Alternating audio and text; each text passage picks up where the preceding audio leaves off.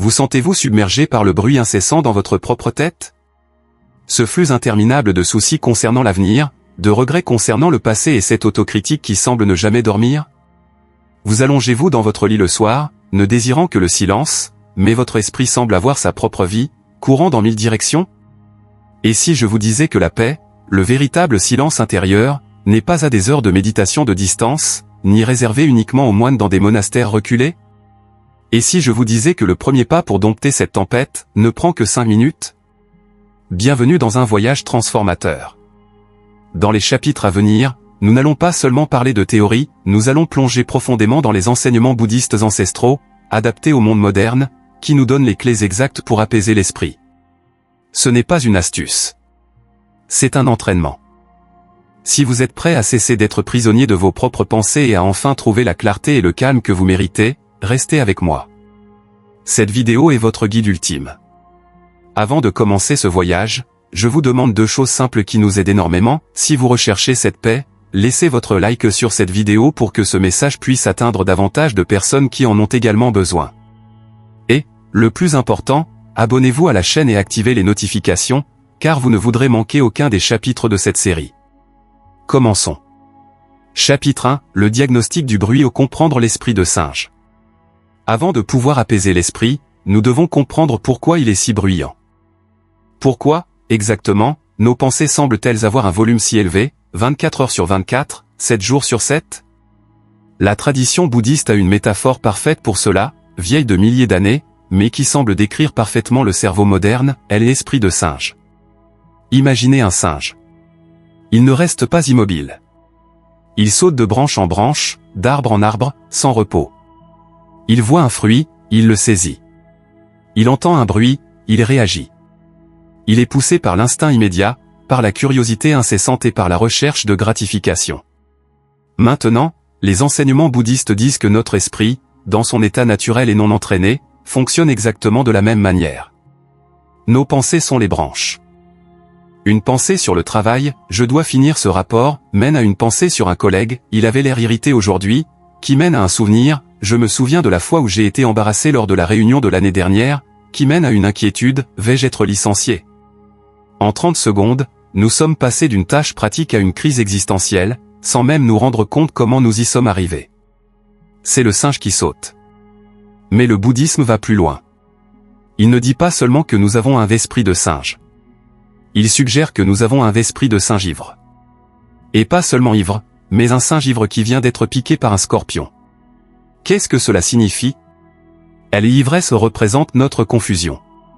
Nos pensées ne sont pas seulement rapides, elles sont souvent illogiques, déformées et assombries par nos émotions. Nous réagissons de manière excessive, nous voyons des insultes là où il n'y en a pas, nous créons des scénarios catastrophes à partir de petites incertitudes. La piqûre de scorpion est le dukkha, le mot en pali souvent traduit par souffrance ou insatisfaction. C'est la douleur, l'anxiété, l'agitation que nous ressentons. Le singe ne fait pas que sauter, il saute de douleur, rendant ses mouvements encore plus erratiques et désespérés. C'est l'état par défaut de l'esprit humain non entraîné. Et il est crucial de comprendre ceci, ce n'est pas votre faute. Vous n'êtes pas cassé ou défectueux d'avoir un esprit bruyant. Vous avez un cerveau humain qui a évolué pour la survie. Votre cerveau a été conçu pour anticiper les menaces, anxiété pour l'avenir, et apprendre des erreurs, ruminer le passé. Le problème est que, dans le monde moderne, ce mécanisme de survie est en surcharge. Le prédateur est maintenant un email sans réponse, un regard étrange au supermarché ou une facture inattendue. Le premier enseignement bouddhiste pour apaiser l'esprit n'est pas de lutter contre le singe. Si vous essayez d'attraper un singe effrayé, il criera plus fort, mordra plus fort et se débattra avec plus de férocité. Si vous criez à vos pensées d'arrêter, elles reviendront avec 2 fois plus de force. Alors, quelle est l'approche? Le premier pas est ce que nous faisons maintenant, l'observation consciente. Au lieu d'être le singe, vous devenez l'observateur du singe. Imaginez-vous assis calmement sous un arbre, et vous ne faites qu'observer ce singe sauvage sauter de branche en branche. Vous ne le jugez pas. Vous n'essayez pas de l'arrêter. Vous observez simplement. Ah, le voilà, il saute sur la branche de l'inquiétude pour l'argent. Et maintenant, il a sauté sur la branche du souvenir embarrassant d'il y a 10 ans. Intéressant. Ce changement de perspective est le fondement de tout. C'est ce que nous appelons le mindfulness, ou la pleine conscience. Vous séparez votre identité, votre soi conscient, de vos pensées, le bruit. Les pensées ne sont pas vous. Ce sont des événements mentaux qui surgissent et disparaissent, comme la météo. Vous n'êtes pas la tempête, vous êtes le ciel qui observe la tempête passer. Quand nous arrêtons de lutter, quand nous arrêtons de nous identifier à chaque pensée passagère, quelque chose de magique se produit. Le singe, réalisant qu'il n'est plus poursuivi, commence à se calmer. Il peut encore sauter un peu, mais le désespoir diminue. La piqûre du scorpion commence à faire moins mal. Le volume commence à baisser. L'objectif des 5 minutes que nous explorons n'est pas de tuer le singe ou de forcer un silence absolu. L'objectif est de s'entraîner à être l'observateur. C'est de créer un espace, aussi petit soit-il, entre vous et votre flux de pensée. En ce moment précis, pendant que vous écoutez ma voix, essayez de le faire. Juste pour 10 secondes. Remarquez les pensées qui traversent votre esprit en ce moment. Peut-être ça a du sens ou quand est-ce qu'il en vient à la technique? Peu importe la pensée. Observez-la simplement, comme un nuage passant dans le ciel. Ne la grippez pas. Ne la repoussez pas, observez simplement. C'est la première clé. Vous ne pouvez pas guérir ce que vous ne pouvez pas voir. Vous ne pouvez pas apaiser ce que vous ne comprenez pas. Le bruit dans votre esprit est l'esprit de singe, ivre et souffrant, sautant sans contrôle. Votre premier travail n'est pas de le combattre, mais simplement de le reconnaître avec compassion et détachement. Dans le prochain chapitre, nous aborderons le plus grand mythe qui empêche les gens de trouver le silence, la croyance qu'il faut arrêter de penser. Nous allons déconstruire cette idée et présenter le deuxième pilier bouddhiste, le pouvoir transformateur de la respiration comme votre ancre dans le présent. Chapitre 2, le mythe des « arrêtez de penser », la vérité bouddhiste sur le silence. Dans le premier chapitre, nous avons identifié notre défi, l'esprit de singe, bruyant, erratique et réactif. La réaction naturelle de la plupart d'entre nous, en prenant conscience de ce chaos interne, est une réaction d'aversion. Nous voulons que le bruit cesse. Immédiatement. Nous nous asseyons pour méditer, nous fermons les yeux et notre première commande interne est « Ok, cerveau, arrête de penser. Fais le vide. » Et que se passe-t-il? En 3 secondes, le singe saute plus que jamais. Est-ce que je le fais bien? Je pense. Zut, je ne devrais pas penser. Maintenant je pense au fait que je pense. C'est inutile. Pourquoi mon nez me gratte? Je me souviens que je dois acheter du lait. C'est, peut-être, le plus grand obstacle qui empêche 99% des gens de trouver la paix mentale. Ils abandonnent dans les 5 premières minutes parce qu'ils essaient d'atteindre un objectif impossible, basé sur une incompréhension fondamentale. Voici la vérité centrale, l'un des enseignements les plus libérateurs du bouddhisme, l'objectif n'est pas d'arrêter de penser. Essayer d'arrêter de penser, c'est comme essayer d'aplatir l'océan. L'océan est né pour avoir des vagues. L'esprit est né pour produire des pensées. La pensée est la fonction naturelle du cerveau, tout comme la respiration est la fonction du poumon et le battement est la fonction du cœur. Demander à votre cerveau d'arrêter de penser, c'est comme demander à votre cœur d'arrêter de battre. C'est une lutte que vous êtes destiné à perdre, et cette lutte elle-même crée plus de tension et plus de bruit. Le silence que nous recherchons n'est pas l'absence de pensée. Ce serait un état de coma, pas d'illumination. Le vrai silence, le silence bouddhiste, est le changement de votre relation avec les pensées. C'est le silence derrière le bruit. C'est la capacité d'être au milieu de la place du marché mental, avec tous les vendeurs qui crient « pensez », tout en restant dans un état de calme intérieur profond, sans être tiré par aucun des étals. Pensez-y de cette façon, les pensées sont comme des nuages dans le ciel. Un jour normal, nous sommes tellement identifiés à elles que nous croyons être les nuages. Si un nuage sombre de tristesse apparaît, nous disons « je suis triste ». Si un nuage de colère surgit, « je suis en colère ». Nous fusionnons avec la météo passagère de notre esprit. La pratique bouddhiste, le premier pas pour apaiser l'esprit, n'est pas de faire disparaître les nuages. C'est de vous apprendre à lâcher le nuage et à atterrir fermement sur le sol. C'est de vous apprendre à être le ciel, le vaste espace conscient, immobile et clair, qui permet à tous les nuages, pensées, émotions, sensations, d'aller et venir sans résistance. Le ciel ne se soucie pas de savoir si les nuages sont blancs et duveteux ou sombres et orageux. Il les observe simplement passer. Alors, si nous ne pouvons pas arrêter les pensées, que faisons-nous? nous donnons au singe quelque chose à faire. Mais pas quelque chose de compliqué. Nous lui donnons la tâche la plus simple, la plus fondamentale et la plus présente qui soit, observer la respiration. Dans le zen, il y a un dicton, quand tu marches, marche seulement. Quand tu t'assieds, assieds-toi seulement. Par-dessus tout, n'hésite pas. Dans notre cas, ce serait, quand tu respires, respire seulement. La respiration est l'outil le plus puissant de l'arsenal bouddhiste pour plusieurs raisons. Premièrement, elle est toujours avec vous. Vous ne pouvez pas l'oublier à la maison. Deuxièmement, elle se produit toujours maintenant. Vous ne pouvez pas respirer dans le passé et vous ne pouvez pas respirer dans le futur. Votre respiration est votre ancre matérielle dans le moment présent, le seul endroit où l'esprit de singe ne peut pas survivre. Le singe prospère dans le passé, rumination, culpabilité, ou le futur, anxiété, planification. Il déteste le présent. Le moment présent est le seul endroit que le singe trouve ennuyeux. Et c'est exactement là que nous trouvons notre force. Quand nous disons que nous allons apaiser l'esprit en 5 minutes, ce que nous voulons vraiment dire, c'est, nous allons pratiquer, pendant 5 minutes, de ramener notre attention sur la respiration, encore et encore, sans jugement. Et c'est là que le sans jugement devient crucial. Vous allez vous asseoir. Vous allez fermer les yeux. Vous allez vous concentrer sur la sensation de l'air qui entre et sort de votre nez. En peut-être 4 secondes, l'esprit de singe va saisir votre attention. Je me souviens de cet email. Voici le moment critique. La personne non entraînée réagit avec frustration, zut. J'ai échoué. Je n'arrive pas à méditer. La pratique bouddhiste est radicalement différente. Au moment où vous réalisez que votre esprit s'est égaré, ce moment n'est pas un échec. Ce moment est la victoire. Ce moment de bas, j'ai remarqué que je pense est le moment en or. C'est le réveil. Vous étiez perdu dans le rêve de la pensée, et maintenant vous vous êtes réveillé. Et que faites-vous quand vous vous réveillez? Avec douceur, avec la même douceur que vous utiliseriez pour guider un chiot perdu vers la maison, vous ramenez doucement votre attention vers l'ancre, la respiration. Vous ne vous critiquez pas. Vous ne soupirez pas de frustration. Vous ne faites pas une analyse de la raison pour laquelle vous vous êtes égaré. Vous notez simplement la pensée, peut-être même en l'étiquetant silencieusement, pensée, et, avec un sourire mental, vous revenez à l'air qui entre, à l'air qui sort. En 5 minutes, vous ferez cela 10, 50, peut-être 100 fois. Et le but n'est pas de réduire le nombre de fois où vous vous égarez. Le but est d'augmenter le nombre de fois où vous revenez. La pratique n'est pas la permanence, la pratique est le retour. Chaque retour est une flexion pour le muscle de votre attention. C'est ainsi que nous apaisons l'esprit.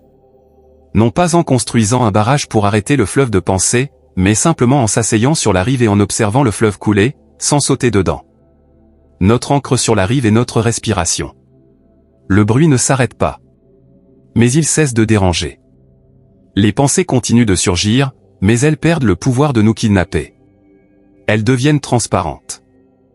Elles sont comme une musique de fond dans un restaurant où vous savez qu'elle est là, mais vous n'avez pas besoin d'arrêter votre conversation pour l'analyser. Vous trouvez enfin cet espace silencieux entre les pensées. Et avec la pratique, cet espace devient plus grand et plus profond. Dans le prochain chapitre, nous allons transformer cette théorie en action. Je vais vous guider, étape par étape, à travers la technique de 5 minutes la plus fondamentale et la plus puissante de toutes, la pratique d'Anapanasati, ou la pleine conscience de la respiration. Nous allons construire votre refuge contre la tempête. Chapitre 3, l'encre sacrée ou la pratique de 5 minutes, Anapanasati. Dans les chapitres précédents, nous avons fait 2 choses essentielles, nous avons diagnostiqué le bruit comme étant l'esprit de singe et nous avons démasqué le mythe selon lequel nous devons arrêter de penser. Nous avons compris que l'objectif n'est pas le vide, mais l'observation détachée.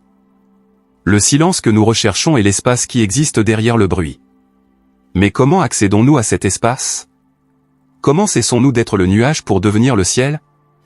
La réponse est à travers une pratique. Une action délibérée. Nous devons donner au singe une tâche constructive. Si nous le laissons en liberté, il sautera dans le passé et le futur. Si nous luttons avec lui, il nous mordra. Par conséquent, nous l'entraînons.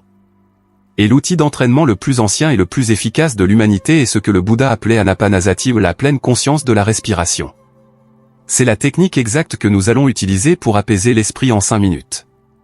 Ce n'est pas une métaphore. C'est un guide pratique. D'abord, la préparation.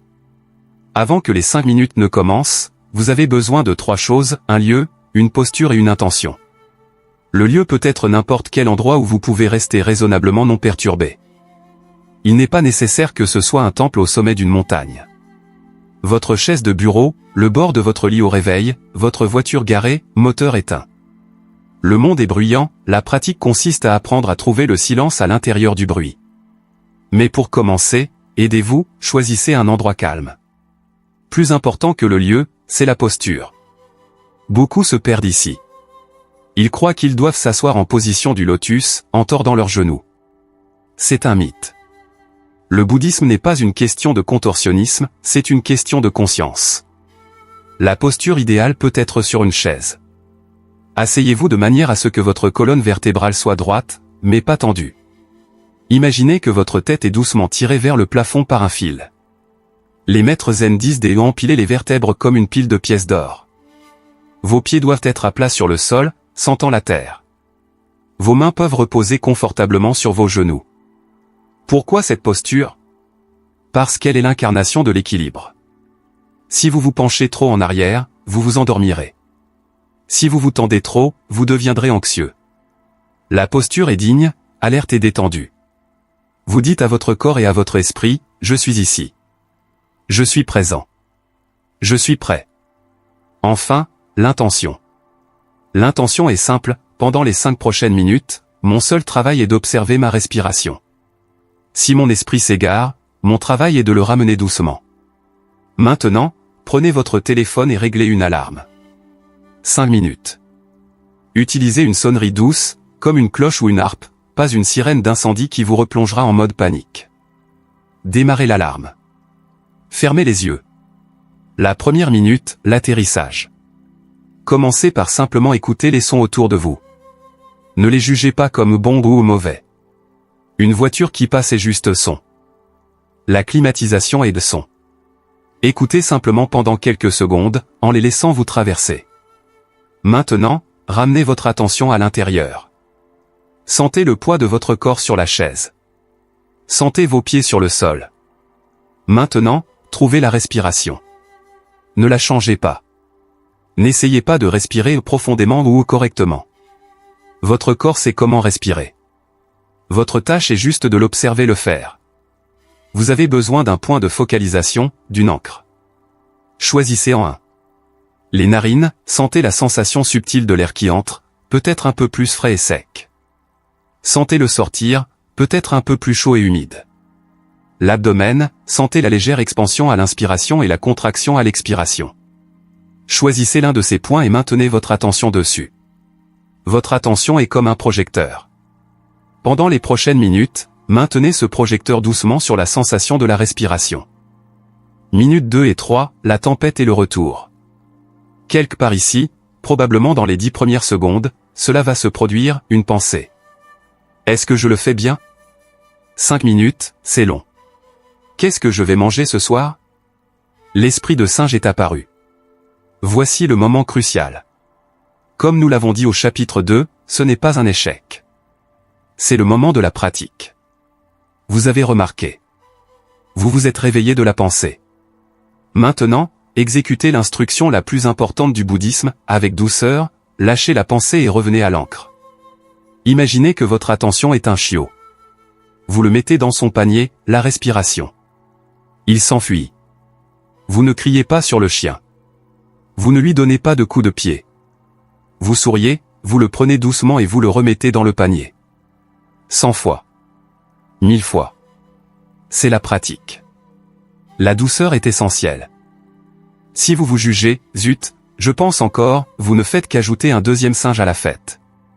Soyez doux. Notez la pensée et revenez. Tout en pratiquant ce retour, vous réalisez peut-être à quel point cette compétence simple est précieuse. C'est l'essence de l'entraînement mental. Si ce voyage pour trouver la paix intérieure résonne en vous, et si vous voulez que plus de gens découvrent ce chemin, veuillez cliquer sur le bouton j'aime dès maintenant. C'est un signe incroyable pour nous. Et si vous ne l'avez pas encore fait, abonnez-vous à la chaîne. Nous ne sommes qu'au début de notre voyage ensemble, et chaque chapitre s'appuie sur le précédent. Ne manquez pas la prochaine étape. Minute 4. Gérer les distractions. Le singe n'attaque pas seulement avec des pensées.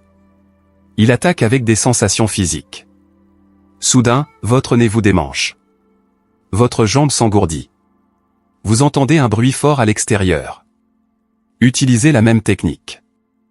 Si la démangeaison est légère, observez-la simplement. Intéressant. Une démangeaison. Voyez comment elle change, grandit et, souvent, disparaît d'elle-même. Vous apprenez à ne pas être réactif. Si la démangeaison est insupportable, ce n'est pas grave. Bougez votre main consciemment. Sentez l'intention de bouger. Sentez la main se déplacer dans l'air. Grattez. Sentez la sensation de gratter. Consciemment, ramenez votre main sur vos genoux. Et, sans drame, revenez à la respiration. La méditation n'a pas été ruinée. Vous avez juste inclus la démangeaison dans votre pratique de pleine conscience. Si un son fort se produit, ne lui résistez pas. La résistance crée de la tension. Notez simplement « son ». Laissez-le entrer et sortir de votre conscience. Votre focus principal, votre ancre, la respiration, est toujours là, vous attendant patiemment en arrière-plan. Minute 5. Approfondir le silence. À ce stade, vous êtes peut-être revenu à la respiration 30 fois. Ou peut-être avez-vous trouvé une brève période de 10 secondes où vous étiez juste avec la respiration. Les deux sont des victoires. Vous remarquerez peut-être que l'espace entre les pensées commence à s'agrandir. Le bruit de fond de votre esprit diminue un peu. Vous n'êtes pas vide. Vous êtes présent. Vous êtes ancré dans le maintenant, observant la vie se dérouler, une respiration à la fois. C'est le silence que nous recherchons. Ce n'est pas l'absence de son, c'est la présence de la conscience. Quand l'alarme douce sonne, ne sautez pas. La transition est aussi importante que la pratique. Gardez les yeux fermés pendant encore 30 secondes.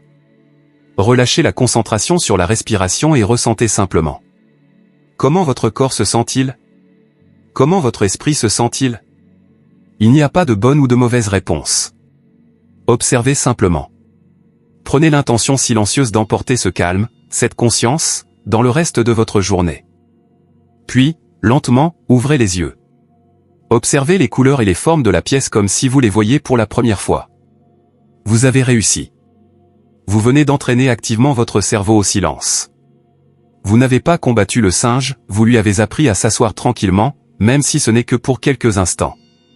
Dans le prochain chapitre, nous explorerons la première grande découverte que vous ferez en continuant cette pratique de 5 minutes, la profonde vérité de l'impermanence et pourquoi elle est la clé pour nous libérer de la souffrance. Chapitre 4, la grande découverte tout est impermanent, Anika. Si vous pratiquez la technique de 5 minutes que nous avons décrite dans le dernier chapitre, ne serait-ce que pendant quelques jours, vous tomberez inévitablement sur la première, et peut-être la plus profonde, des 3 marques de l'existence, telles qu'enseignées par le Bouddha. C'est une découverte qui changera fondamentalement la façon dont vous vous voyez et voyez le monde. Cette découverte est Anika, un mot en pali qui signifie impermanence. Au début, l'idée d'impermanence peut sembler déprimante. Nous disons que rien ne dure éternellement avec un soupir de tristesse, en pensant aux moments heureux qui se sont terminés, aux relations qui ont changé ou à la jeunesse qui s'est envolée. Mais dans la pratique bouddhiste, Anika n'est pas une philosophie pessimiste. C'est l'observation la plus libératrice que vous puissiez faire. Et votre pratique de 5 minutes devient le laboratoire où vous vous le prouvez à vous-même, encore et encore. Comment cela fonctionne-t-il? Quand vous vous asseyez pour observer votre esprit, que voyez-vous réellement? Vous ne voyez pas une entité solide appelée moi. Vous ne voyez pas un problème monolithique et fixe.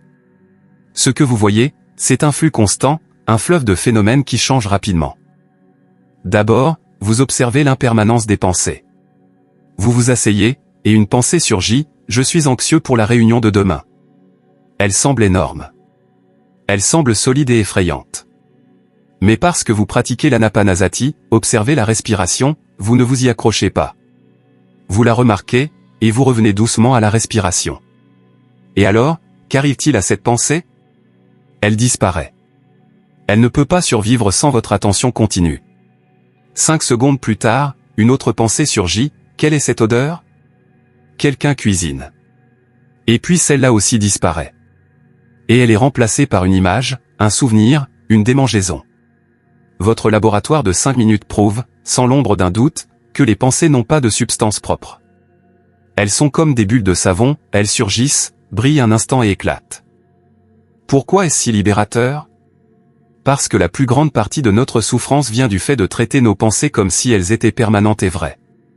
Nous prenons une pensée d'anxiété et la transformons en notre identité, je suis une personne anxieuse.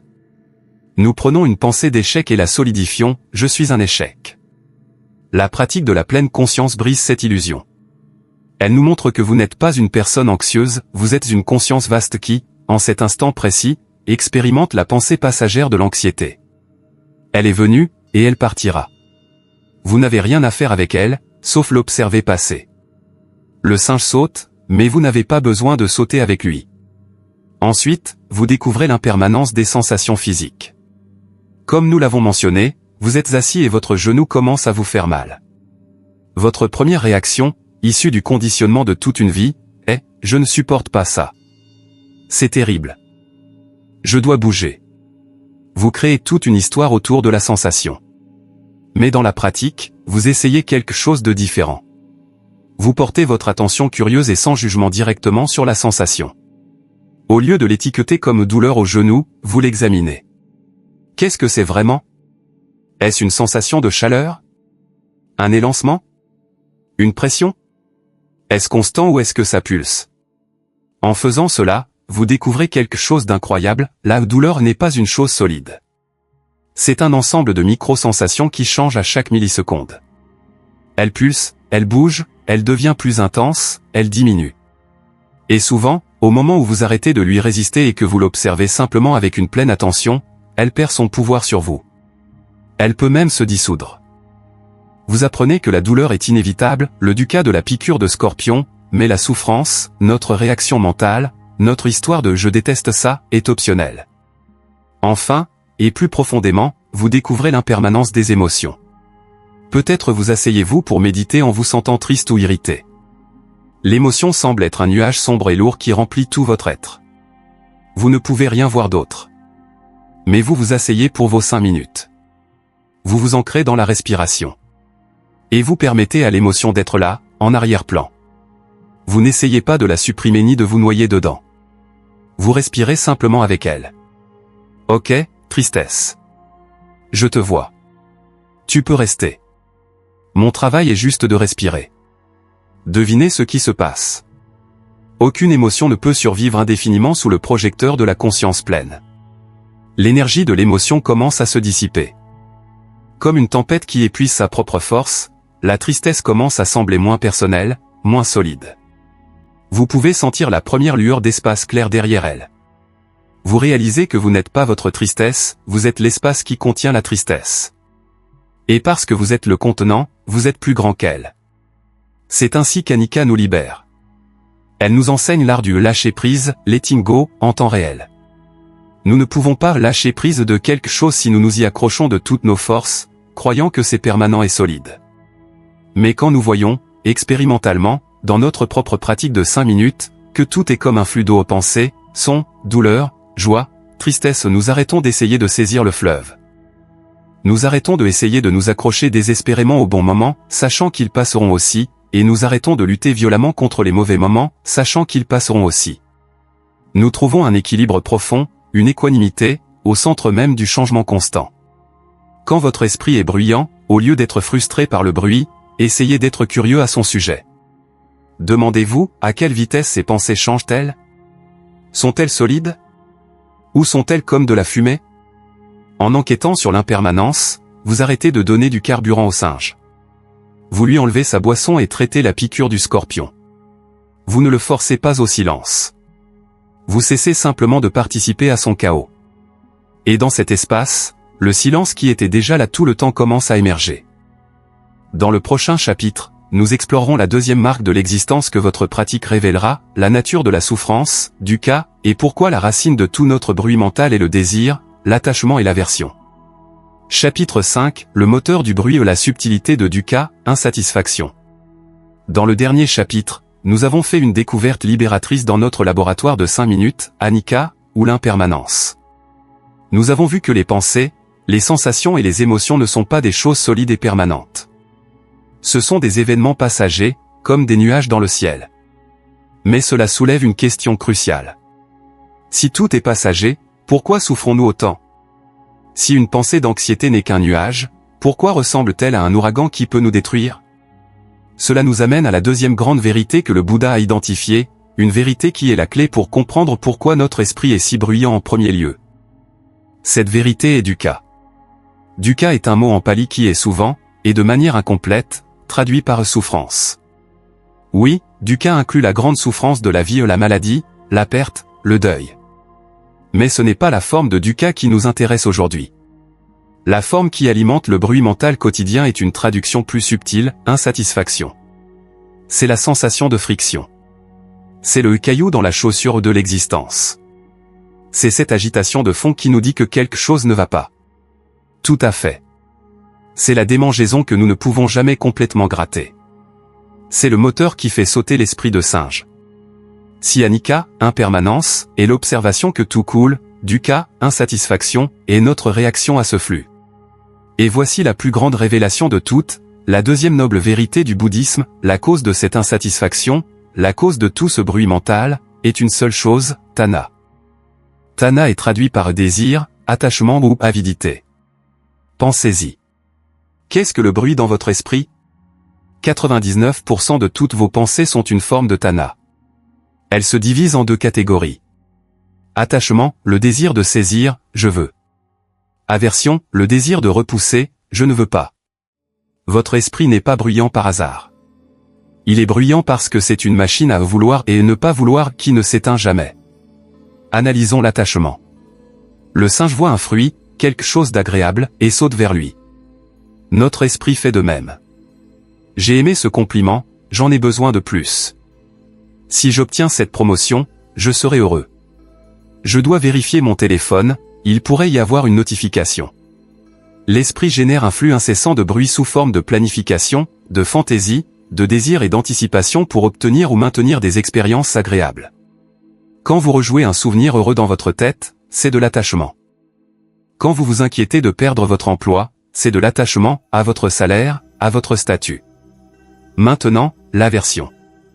Le singe voit un serpent, quelque chose de douloureux, et s'enfuit en criant. Notre esprit fait de même. Je déteste ce trafic. Je ne peux pas croire qu'un tel m'ait dit ça. Je ne veux pas faire cette tâche difficile. L'esprit génère un bruit assourdissant sous forme de colère, de culpabilité, de rumination et d'anxiété pour éviter ou se débarrasser des expériences désagréables. Quand vous repassez une dispute dans votre esprit, en pensant à ce que vous auriez dû dire, c'est de l'aversion. Quand vous vous sentez anxieux à propos d'une douleur physique, c'est de l'aversion à la sensation. L'esprit de singe ne saute pas seulement au hasard, comme nous le pensions au chapitre 1. Il est tiré par des ficelles. Il saute vers ce qu'il aime, attachement, et s'éloigne de ce qu'il n'aime pas, aversion. Notre esprit devient un champ de bataille. Nous sommes dans un jeu constant de tir à la corde avec la réalité. La réalité nous présente quelque chose, anicca où tout change. Si nous aimons, nous nous y agrippons. Quand cela change inévitablement, parce que tout est impermanent, nous souffrons, dukkha. Si nous n'aimons pas, nous le repoussons. Si cela ne bouge pas, nous souffrons, dukkha. Le bruit mental est le son de ce tir à la corde. C'est le son de votre esprit qui résiste à l'impermanence. Et comment notre pratique de 5 minutes révèle-t-elle cela? De manière brutalement claire. Vous vous asseyez. Vous fermez les yeux.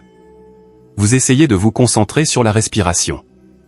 En 30 secondes, votre jambe commence à fourmiller. Que se passe-t-il? Aversion. Votre esprit commence à crier, c'est inconfortable. Bouge. Tu ne peux pas supporter ça. C'est une mauvaise méditation. Ce bruit est dukkha, alimenté par l'aversion. La pratique consiste à remarquer ce crier, au lieu de réagir, bouger la jambe, à simplement observer la sensation. Vous apprenez à vous asseoir avec l'inconfort sans qu'il ne devienne souffrance. En 2 minutes, vous vous souvenez de quelque chose de brillant que vous devez faire pour le travail. Que se passe-t-il? Attachement. Votre esprit crie, arrête de méditer. Tu dois noter ça. C'est génial. Tu vas oublier. Ce bruit est dukkha, alimenté par l'attachement à votre propre génie. La pratique consiste à remarquer ce cri, à reconnaître la pensée comme pensée et à la laisser doucement partir, en revenant à la respiration. Vous apprenez que les idées vont et viennent, et que vous n'avez pas besoin d'être l'esclave de chacune d'elles. Dans chacun de ces cas, vous faites quelque chose de révolutionnaire. Vous brisez le cycle de l'habitude de Tana. Le cycle normal est stimulus, démangeaison, désir, aversion, réaction, gratter. Le cycle normal est stimulus, idée, désir, attachement, réaction, arrêter et noter. Dans votre pratique, vous insérez un disjoncteur conscient, stimulus, démangeaison, désir, aversion, observation consciente. La réaction est optionnelle. Dans cet espace que vous créez entre le désir et la réaction, vous trouvez le silence.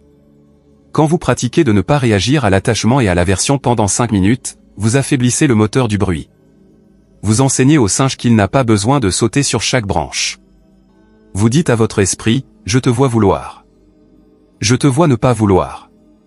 Et c'est ok. Nous n'avons pas besoin d'agir là-dessus. Le silence qui émerge n'est pas un silence vide. C'est un silence rempli de paix. C'est la paix de ne plus être un esclave. C'est la liberté de ne pas être constamment poussé et tiré par chaque pensée et sensation passagère. Vous cessez d'être un réactif et commencez à être un observateur. Le bruit diminue parce que le carburant, votre attachement et votre aversion est en train d'être coupé. Dans le prochain chapitre, nous allons plonger encore plus profondément. Nous avons vu que les pensées sont impermanentes, anicca. Nous avons vu que notre attachement à elles cause de la souffrance, dukkha. Maintenant, nous allons poser la question la plus profonde de toutes, si nous ne sommes pas nos pensées, et nous ne sommes pas nos désirs, alors, qui exactement est-ce qui observe? Cela nous mènera à la troisième et la plus libératrice des vérités, anatta, ou l'absence d'un soi fixe. Chapitre 6, l'ultime illusion ou la vérité sur le soi, anatta. Jusqu'à présent, dans notre voyage pour apaiser l'esprit, nous avons fait des découvertes monumentales. Dans notre laboratoire de 5 minutes, nous avons prouvé expérimentalement que toutes nos pensées, sensations et émotions sont impermanentes, anicca. Elles sont comme des nuages qui vont et viennent. Nous avons aussi découvert que le bruit dans nos esprits, l'esprit de singe, est alimenté par notre attachement et notre aversion à ces nuages passagers. Notre souffrance, dukkha, vient du fait d'essayer de saisir les nuages agréables et de lutter contre les désagréables. Cela nous a amené à une conclusion puissante, je ne suis pas mes pensées. Je ne suis pas mes émotions. Je ne suis pas ma douleur. Si je peux observer mon anxiété, je ne peux pas être l'anxiété. Je dois être l'observateur. Et cela, invariablement, mène à la question la plus profonde qu'un être humain puisse se poser, alors, qui, ou quoi, est cet observateur? Qui est ce moi et qui regarde tout cela? Si l'esprit de singe est la tempête, et que la pratique bouddhiste consiste à trouver l'œil du cyclone, que trouvons-nous dans ce centre silencieux? La réponse du Bouddha à cette question est la troisième et la plus révolutionnaire des 3 marques de l'existence, anatta. En pali, cela signifie le non-soi ou absence d'un soi fixe. C'est, de loin, l'idée la plus difficile à saisir intellectuellement, mais c'est quelque chose que votre pratique de 5 minutes peut commencer à vous montrer directement. Depuis le moment où nous naissons, nous construisons une histoire de moi.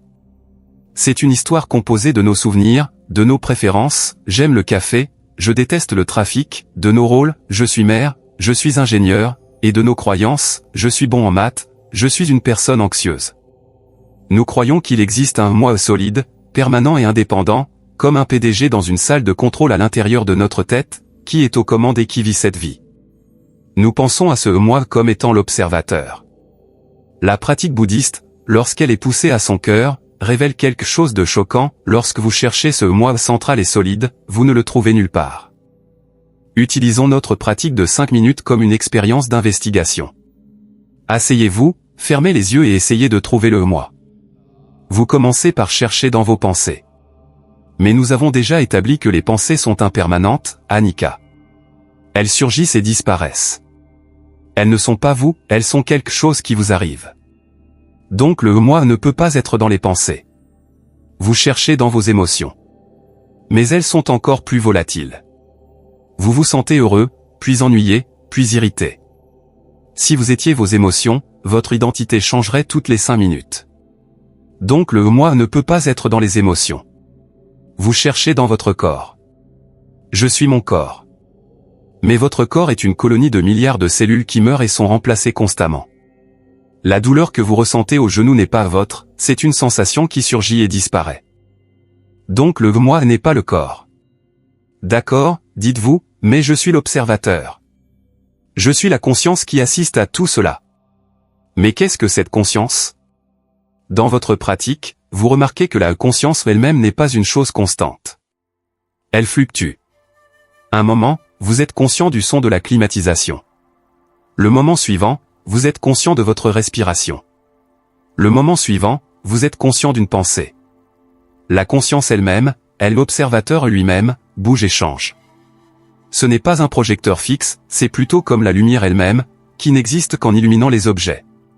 Ce que le bouddhisme suggère, c'est qu'il n'y a pas de penseur derrière les pensées.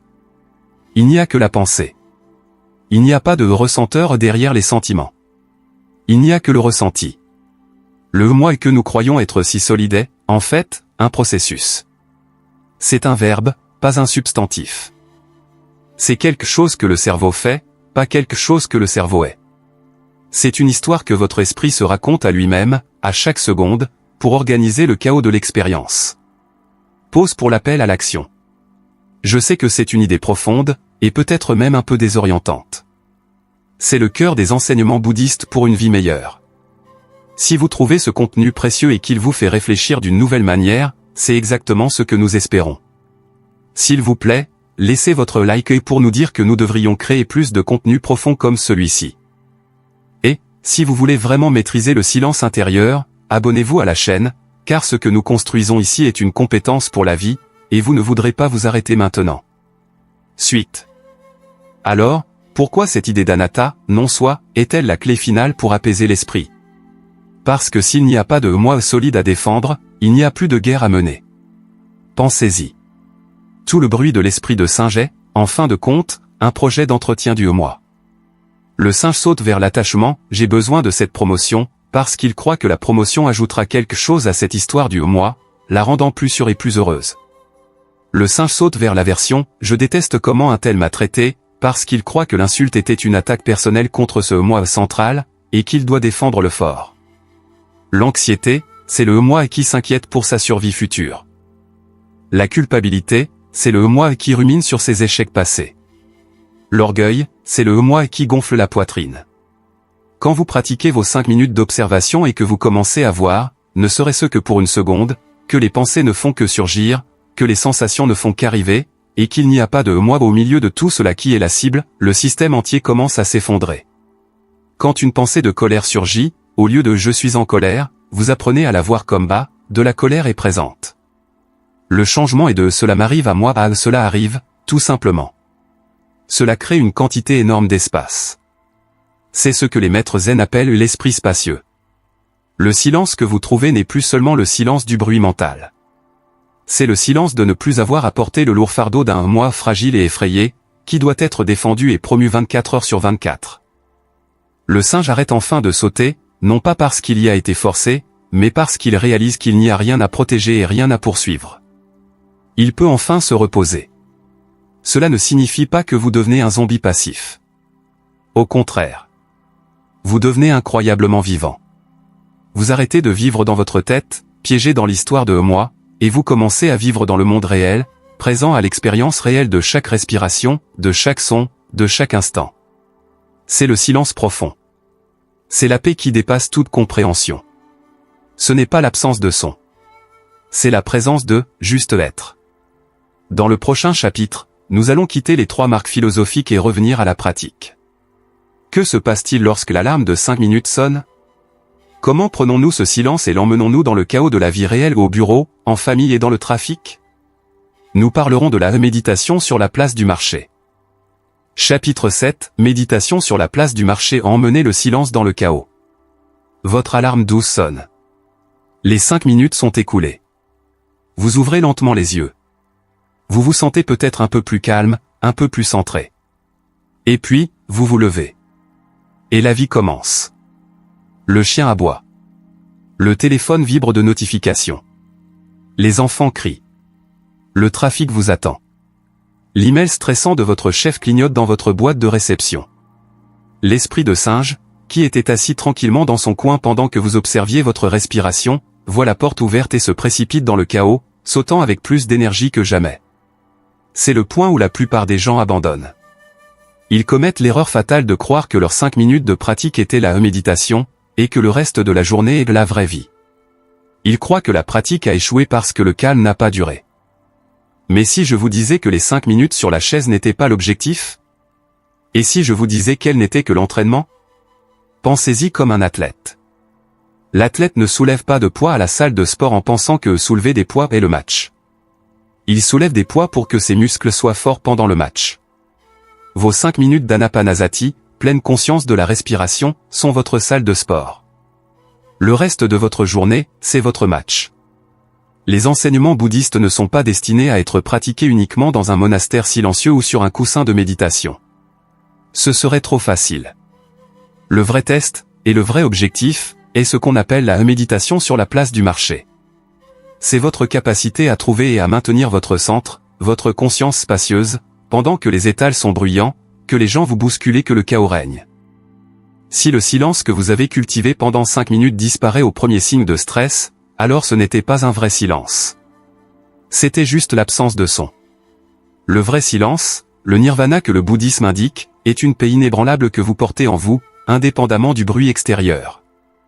Alors, comment faisons-nous cela? Comment construisons-nous le pont entre la quiétude de notre pratique formelle et le chaos de la vie quotidienne? La réponse est par la pleine conscience informelle. Il s'agit de planter des micro-ancres de conscience tout au long de votre journée.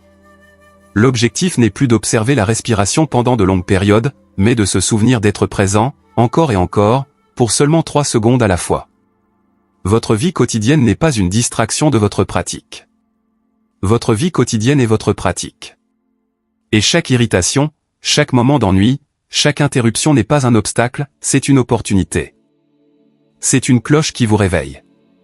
Voyons les techniques pratiques pour la place du marché. 1. Transformer les tâches mondaines en pratiques sacrées. Nous avons tendance à faire les tâches routinières, se brosser les dents, faire la vaisselle, prendre une douche, conduire au travail en pilote automatique complet. Nos corps sont à un endroit, mais nos esprits, le singe, sont à des kilomètres, s'inquiétant de l'avenir ou ruminant le passé. Choisissez une de ces tâches aujourd'hui. Et décidez de la faire avec 100% de votre attention. Prenons l'exemple classique du zen, faire la vaisselle. Au lieu de faire la vaisselle tout en planifiant mentalement votre prochaine réunion, faites juste la vaisselle. Sentez la température de l'eau sur vos mains. Sentez la texture glissante du savon. Entendez le son de l'eau frappant la porcelaine.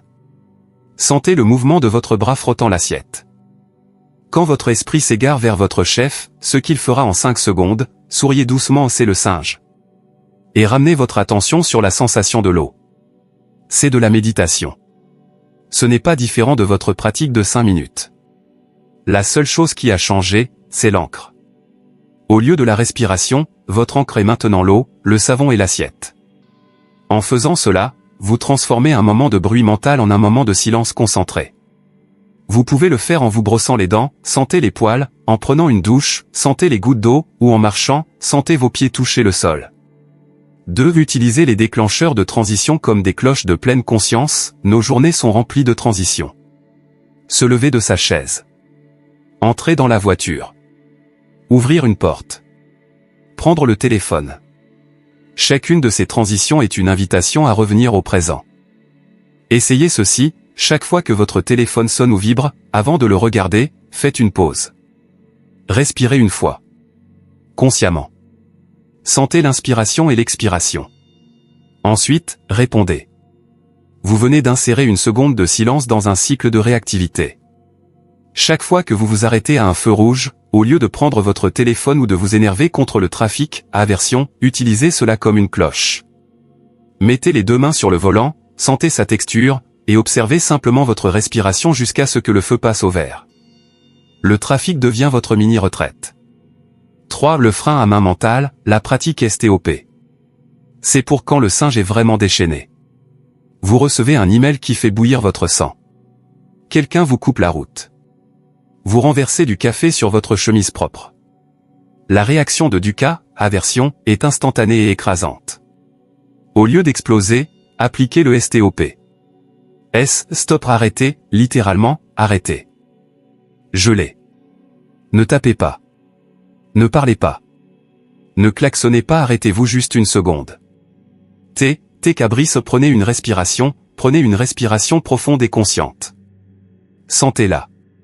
Cela déclenche le frein parasympathique de votre corps. Observez, que se passe-t-il à l'intérieur de vous? Notez la chaleur dans votre poitrine. Notez votre cœur qui bat. Notez la pensée et quel idiot. Observez simplement, comme un scientifique, Anatta. Procédez, poursuivez, maintenant, ayant créé un espace entre le stimulus et la réaction, décidez comment agir. Vous répondrez probablement avec 90% d'intelligence en plus et 100% de regret en moins. Le silence mental ne consiste pas à vivre dans une bulle. Il consiste à être capable d'être au milieu de l'explosion et de rester l'espace calme qui l'observe. Votre pratique de 5 minutes est ce qui vous donne la force musculaire pour appliquer le STOP dans la vie réelle. L'objectif n'est pas d'être 100% mindful toute la journée. L'objectif est simplement de s'en souvenir plus souvent. Chaque fois que vous réalisez que vous étiez perdu dans vos pensées et que vous revenez au présent, ou que ce soit à votre respiration ou à la vaisselle sale, vous avez gagné. Dans le prochain chapitre, nous allons aborder l'un des types de bruits les plus difficiles, comment gérer les autres personnes. Nous parlerons de l'art de la communication consciente. Chapitre 8, le silence entre deux personnes, la communication consciente. Dans le dernier chapitre, nous avons sorti notre pratique du coussin et l'avons emmené sur la place du marché, le chaos de la vie quotidienne. Nous avons appris à utiliser les tâches mondaines et les interruptions comme des ancres pour la présence. Mais il y a un domaine de la vie où l'esprit de singe devient plus sauvage, plus réactif et plus bruyant que n'importe où ailleurs, nos interactions avec les autres. Le bruit mental le plus assourdissant ne vient souvent pas des emails ou du trafic. Il vient des disputes, des malentendus et de l'anxiété dans nos relations.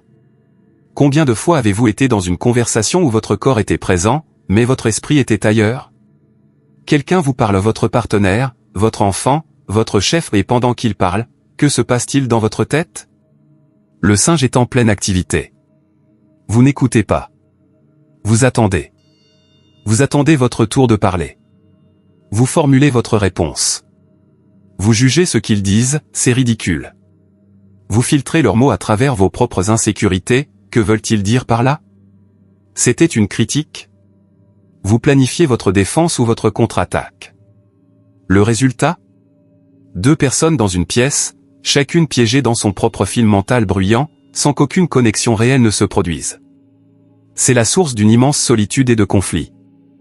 Le bouddhisme offre un antidote radical, une pratique qui peut transformer vos relations et apaiser le bruit interpersonnel, l'écoute consciente, ou ce que Thich Nhat Hanh, le maître zen, appelait l'écoute profonde. L'écoute consciente est la pratique d'appliquer les mêmes principes que nous utilisons pour apaiser notre propre esprit tout en communiquant avec quelqu'un d'autre.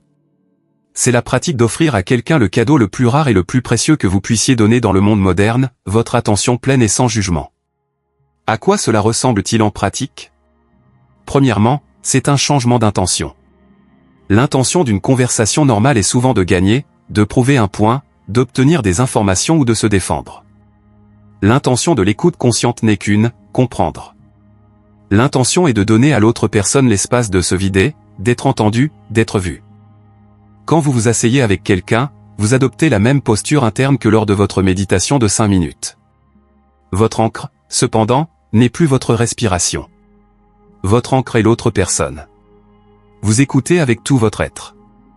Vous écoutez les mots qu'ils disent, mais vous écoutez aussi ce qui se cache derrière les mots. Vous écoutez l'émotion dans leur voix. Vous observez leur langage corporel. Vous écoutez ce qui n'est pas dit. Et que faites-vous de votre propre esprit de singe, qui commencera inévitablement à crier? C'est ennuyeux. Je ne suis absolument pas d'accord. Je dois l'interrompre et corriger ça. Vous faites exactement ce que vous avez appris à faire dans votre pratique de 5 minutes. Vous remarquez la pensée. Ah, voilà le jugement. Voilà l'envie d'interrompre. Vous n'agissez pas dessus. Vous ne la nourrissez pas. Vous la voyez comme un autre nuage impermanent, Anika. Et avec douceur, vous la laissez partir. Et vous revenez. Vous ramenez votre attention, de toutes vos forces, sur la personne en face de vous.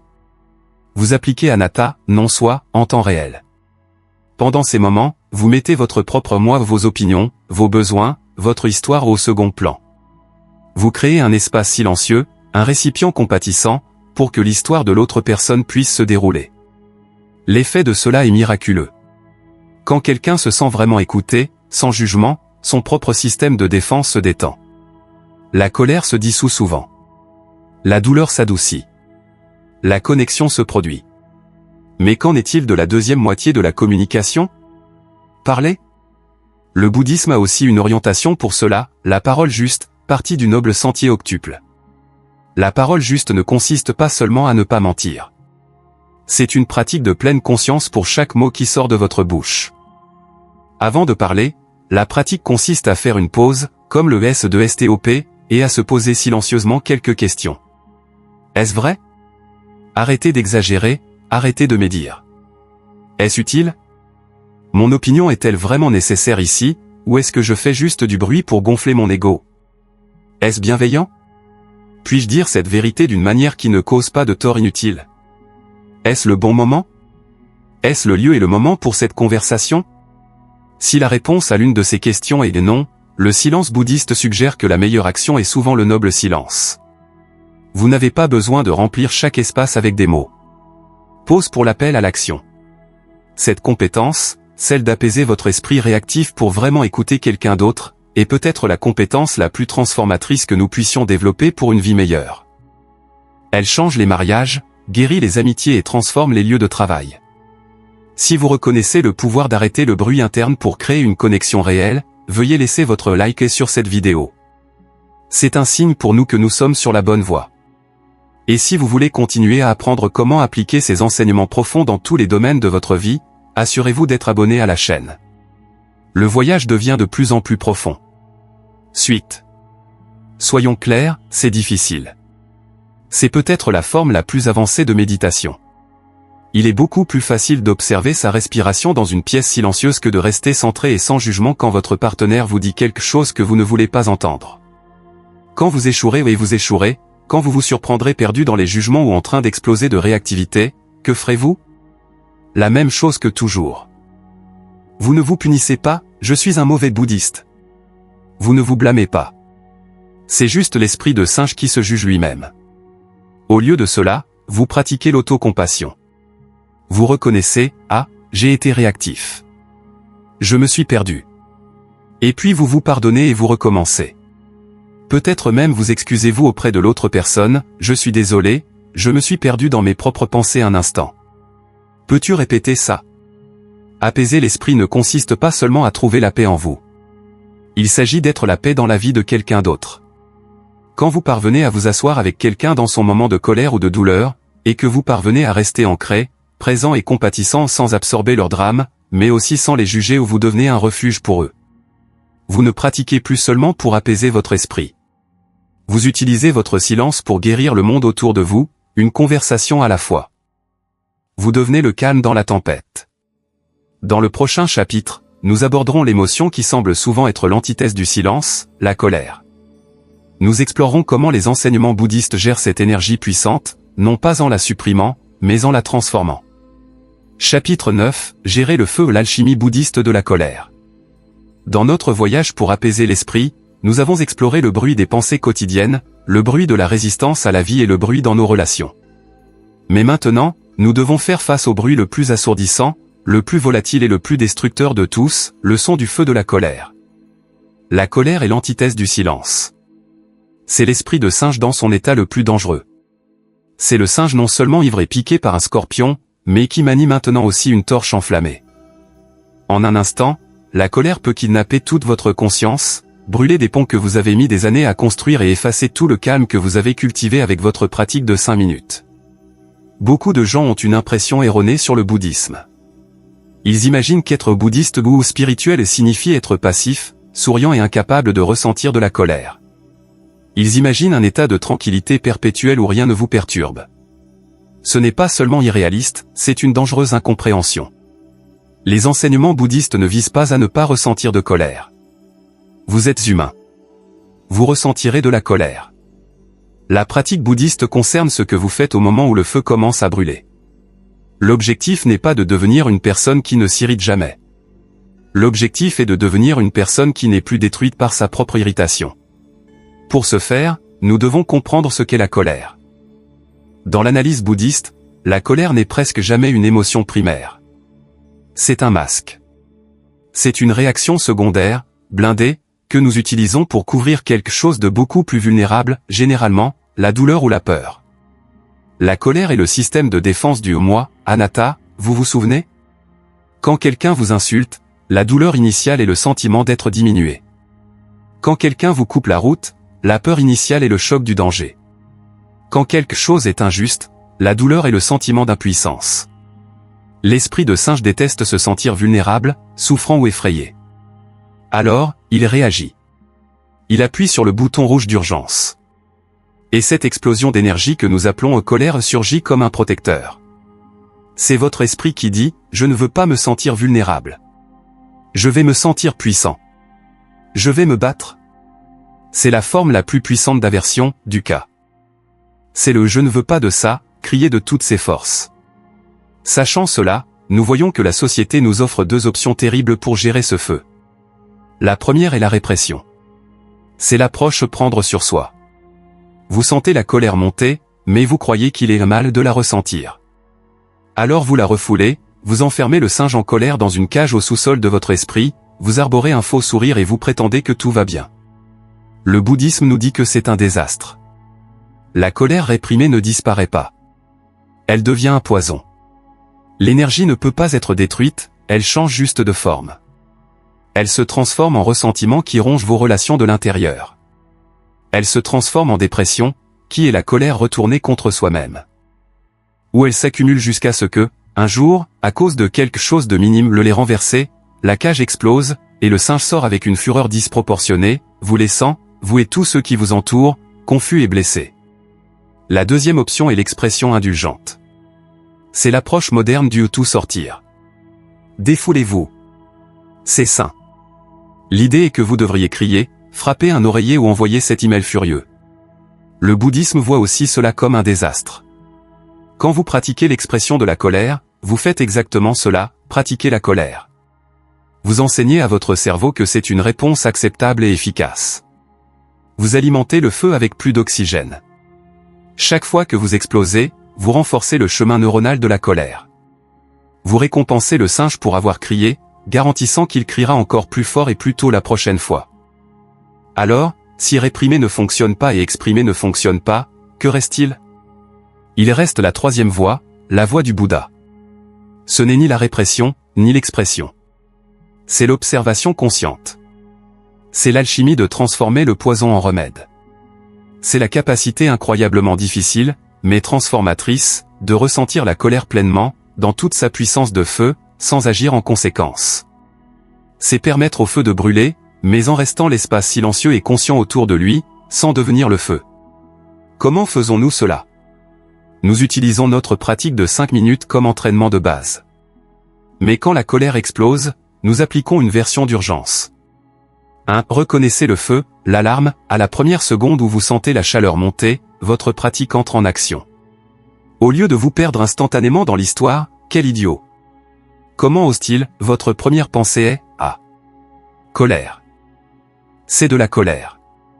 Le simple fait d'étiqueter mentalement est révolutionnaire. Vous n'êtes pas « je suis en colère ». Vous êtes la conscience remarque la présence de la colère. Vous venez de vous réveiller au milieu de l'incendie. 2. Ancrez-vous dans le corps, l'encre d'urgence, ne prêtez pas attention à l'histoire.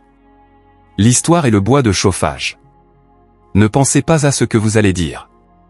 Ne répétez pas l'insulte. Oubliez l'autre personne. Immédiatement, plongez votre attention à l'intérieur de votre corps. La colère est une expérience physique. Où est-elle? Sentez la chaleur sur votre visage. Sentez la tension dans vos mâchoires. Sentez votre cœur battre comme un tambour dans votre poitrine. Sentez vos poings qui veulent se fermer. Sentez l'adrénaline pulser dans vos bras. C'est l'énergie pure de la colère, avant que votre esprit ne la transforme en une histoire de vengeance. 3. Respirez avec le feu, l'extincteur, maintenant, respirez. Mais pas une respiration faible. Respirez profondément, en envoyant la respiration dans les sensations de chaleur et de serrement. Imaginez votre respiration comme de l'eau fraîche circulant autour du feu. Non pas pour l'éteindre instantanément, mais pour le contenir. Inspirez, sentez l'énergie. Expirez, relâchez un peu de tension musculaire. Inspirez, ancrez. Expirez, adoucissez. 4. Observez l'impermanence du feu, Anika, restez simplement avec. Ne fuyez pas. N'agissez pas, observez simplement ces sensations physiques intenses. Observez-les avec la curiosité d'un scientifique. Sont-elles solides? Ou pulsent-elles? Changent-elles? La science moderne montre que la vague chimique pure d'une émotion ne dure qu'environ 90 secondes dans le corps. Juste 90 secondes. La seule raison pour laquelle la colère dure des heures ou des jours, c'est parce que nous continuons à la nourrir de nouvelles pensées, redémarrant le cycle. Si vous arrêtez de nourrir le feu avec le bois de vos pensées, que se passe-t-il? Le feu brûle son énergie initiale et commence à diminuer. L'énergie se dissipe. Vous êtes resté au milieu du feu, sans être brûlé. Vous avez pratiqué la non-action. Quand la vague sera passée, quand la chaleur diminuera, le nuage de fumée de la réactivité se dissipera. Et que reste-t-il? La clarté. L'énergie de la colère, une fois dépouillée de son histoire réactive, est juste de l'énergie. C'est de la force. Et maintenant, au lieu de l'utiliser pour détruire, vous pouvez l'utiliser de manière constructive. Elle se transforme en énergie pour l'action juste. Elle devient la clarté pour établir une limite ferme, mais sans haine. Elle devient la passion pour corriger une injustice. Elle peut même se transformer en compassion, lorsque vous réalisez que la personne qui vous a attaqué agissait probablement à partir de sa propre douleur. Apaiser l'esprit ne consiste pas à vivre dans un monde sans feu. C'est devenir un maître du feu. C'est apprendre à danser avec la flamme de la colère sans la laisser consumer votre maison. Dans notre dernier chapitre, nous allons rassembler toutes les pièces. Nous verrons comment l'impermanence, l'absence d'un soi fixe et la transformation de la colère mènent au but ultime de tout l'enseignement bouddhiste, la compassion radicale et la fin du bruit. Chapitre 10, le but ultime du silence ou la naissance de la compassion, Metta et Karuna. Nous avons parcouru un long chemin ensemble. Nous avons commencé par le diagnostic d'un problème universel, l'esprit de singe, bruyant, ivre et souffrant, sautant sans cesse entre le passé et le futur. Nous avons démystifié l'idée d'arrêter de penser, et à la place, nous avons trouvé une encre sacrée dans notre propre respiration ou une pratique de 5 minutes, l'Anapanasati. En utilisant cette pratique comme laboratoire, nous avons plongé dans les 3 vérités fondamentales de l'existence. Nous avons découvert l'impermanence radicale de tout, Anika, voyant nos pensées et émotions comme des nuages passagers. Nous avons identifié le moteur de notre bruit mental, notre attachement et notre aversion, Dukkha et Tana, notre tir à la corde sans fin avec la réalité. Et puis, nous sommes allés au cœur de l'illusion, en questionnant le moi même qui luttait, et nous avons trouvé la vérité libératrice du non-soi, Anatta. Nous avons appris à emmener cette pratique dans le chaos de la place du marché, à écouter consciemment, et même à transformer le feu destructeur de la colère en énergie consciente. Et maintenant, nous arrivons à la fin. Et la question qui demeurait, pourquoi? Quel est le but ultime d'apaiser l'esprit? Est-ce juste pour que je puisse avoir une vie plus calme? Est-ce un projet purement égoïste pour trouver un refuge personnel loin du monde bruyant? Si le moi est une illusion, Anatta, qui est-ce qui bénéficie de toute cette pratique? C'est le plus beau retournement de tout l'enseignement bouddhiste. Le voyage pour apaiser l'esprit commence, pour presque tout le monde, comme un acte d'auto-préservation. Mais, s'il est pratiqué avec sincérité, il ne peut pas s'arrêter là. Il se transforme inévitablement en quelque chose de beaucoup plus grand. Le silence que vous avez cultivé n'est pas un vide. Ce n'est pas un vide froid et stérile. Le silence qui émerge lorsque le bruit du moi diminue est le sol fertile d'où naissent les 2 qualités les plus nobles de la conscience, Metta, amour bienveillant, et Karuna, compassion. Voici comment cela se produit, quand vous arrêtez de lutter contre votre propre esprit de singe et que, à la place, vous apprenez à l'observer avec douceur chaque fois que vous ramenez votre attention sur la respiration sans jugement. Qu'est-ce que vous pratiquez? Vous pratiquez Metta envers vous-même. Vous êtes bienveillant envers votre propre esprit confus. Vous arrêtez la guerre civile interne. En pratiquant cette bonté douce envers vous-même, vous devenez profondément conscient de votre propre lutte et de votre propre désir de paix. Et alors, vous regardez le monde. Vous regardez la personne qui klaxonne dans le trafic, la personne qui a été impolie avec vous dans la file d'attente du supermarché, le collègue qui a envoyé cet email passif-agressif. Avant votre pratique, vous voyez un ennemi. Vous voyez un idiot. Vous voyez une menace pour votre moi. Votre esprit de singe voyait leur esprit de singe et entrait en guerre. Mais maintenant, avec la clarté du silence, que voyez-vous? Vous ne voyez plus un monstre. Vous voyez leur ducat. Vous voyez, avec une clarté déchirante, qu'ils ont eux aussi un esprit de singe bruyant. Qu'ils sont eux aussi ivres de confusion et piqués par le scorpion de l'insatisfaction. Vous voyez que leur colère n'est que le masque de leur douleur ou de leur peur, tout comme la vôtre l'était. La vérité d'Anatta, non soi, détruit le mur solide entre moi et l'autre. Elle nous montre que nous sommes tous dans le même bateau. Nous sommes tous sur le même bateau, ballottés par les mêmes vagues d'impermanence, tous cherchant désespérément un port sûr. La colère, l'irritation et le jugement ne peuvent survivre à cette prise de conscience. Ils sont remplacés par quelque chose de totalement différent. Quand vous voyez la souffrance d'un autre, cette perception devient karuna, la compassion. C'est le désir actif que leur souffrance diminue. Ce n'est pas de la pitié, qui vient d'un lieu de supériorité. C'est de l'empathie, qui vient d'un lieu d'unité. Et le désir qu'ils trouvent la paix, tout comme vous cherchez la vôtre, devient méta l'amour bienveillant. C'est le vrai silence.